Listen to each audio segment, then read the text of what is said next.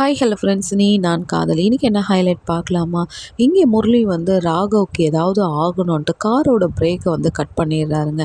இங்கே வீட்டை விட்டு கிளம்பும்போது ராகவ் அவங்க அக்காவை செக்கப் கிட்னு போகலான்ற டைமில் வந்து நான் இவனை வீட்டில் விட்டால் யாருக்காவது ஏதாவது ஒரு தொல்லை கொடுப்பான்ட்டு ராகவ் மனசில் நினச்சிக்கின்னு நீங்களும் வாங்க ஹாஸ்பிட்டலுக்கு போது ஐயோ நான்லாம் வரலங்கன்னு.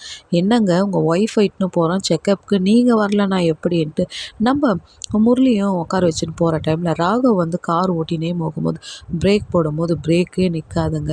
அப்போ வந்து ஐயோ நான் கதவை விட்டு வெளியே குதிச்சிட்டோமான்ட்டு முரளி வந்து அப்படியே யோசிச்சுனே வராரு.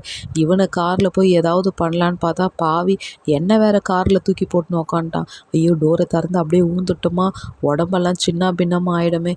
மற்றவங்களுக்கு தீங்கு நினைக்கிறன்றவங்க எல்லாமே சின்ன பின்னமாக தாங்க ஆகுவாங்க. அதுவும் ராகவும் அபியும் சேர்ந்து வாழணும்னு நினைக்கும் போது முரளி வந்து இல்லாத குடைச்சலை கொடுக்குறாரு பாருங்க. முரளிக்கு இதெல்லாம் தேவை தான்.